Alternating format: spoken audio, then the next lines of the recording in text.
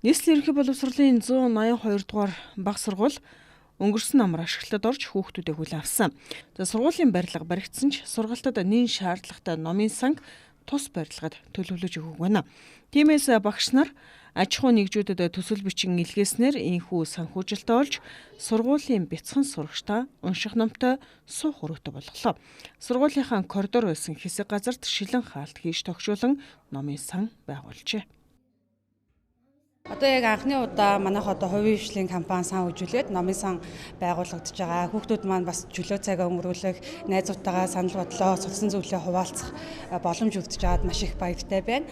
Тэгээ манайх бол анхны номын сангийн нээлттэй өнөөдөр хийгээд ингээд хүлээж аваад байж байна.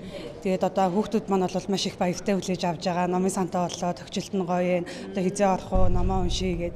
Тэгээд одоо хүүхдүүд маань одоо уншилгын клуб байгуулад хэл ярианы баялгаа сайжруулад нэг санаа бодлоо чөлөөтэй хуваалцах боломж бүрдэж байна гэж харж байна. За анхнаасаа бол номын санг манайх 25 оны 10 сард ашиглалтанд ороод хүүхдүүдэд хүлээж авсан байхгүй. Тэгээ анхнаасаа номын сан байгаагүй. Тэгээ манайх одоо хувийн хвшлийн компанид ингээд төсөл бичиж өгөө шалгараад тэрнгээрээ ингээд номын сан байгуулад өнөөдөр нээлттэй байна. За чи ер ном унших дуртай юу? Дуртай. Ном уншдаг уу? Уншдаг. Хэдэн ном уншсан? 6. Чи номноос ер нь юу ойлгож авдаг вэ? Номноос сургамж. За ямар сургамж авсан хамгийн тод санаж байгаа нь? Цацаж байгаа нь юм хугаацалж хүнтэй хугааж юм хумдуугааж өгнө. Бусдаа юм хуваалцахыг ойлгосон биз дээ. За одоо энэ номын сангаар байнга үйлчлүүлэх үү? За амжилт хүсье. За чи ном унших дуртай юу? Дуртай. За ямар ном уншиж чинь? Одоо уншиж байгаа ном байгаа юу? Байгаа юу? Энд унших сонирхолтой ном ч байна уу? Байна.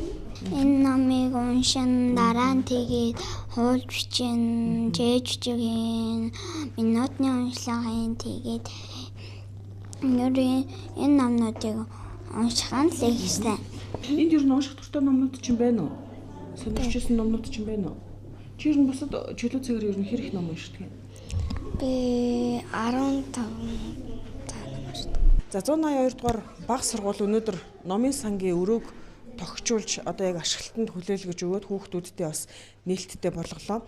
За энэ номын сан бол ингээд сургуулийнхаа нэг хэсгийн буланг тогтчуулаад хүүхдүүдэд суухад дулаахан тогтоо тэгээ ном уншаа суухад айгүй тийм 50 орчныг бүрдүүлж өгснөөр онцлог. За өнөөдөр бол энэ ном шинээр одоо үүд хаалгаа нээгээд за дээрэс нь ном хандивлах юм бол үйл ажиллагаа бас болсон байна. За хүүхдүүдийн хувьд бол яг өөрийнхөө насны онцлог тохирсон номуудыг энэ номын сандаа тухтаа суугаад одоо юунд ч сатаарахгүйгээр ингээд ном унших юм боломжтой болдог. За ном уншина гэдэг бол мэдээж хүүхдүүдэд үгээ тогтоох, дүрмийн алдаагаа сайжруулах, минутын уншлага хийж одоо дадах ч гэдэг юм уу те хуулан бичлэг цээж хүчиг энтерт сайжрах одоо маш олон боломжийг сэтгэхүй хөгжүүлэх гэдэг юм ингээд ном уншихад бол одоо маш олон ач холбогдол үүдэг. За энэ ач холбогдлыг одоо илүү их сайн хөгжүүлж одоо өргөжүүлэхийн тулд энэ номын сан бол хүүхдүүдэд ач холбогдолтой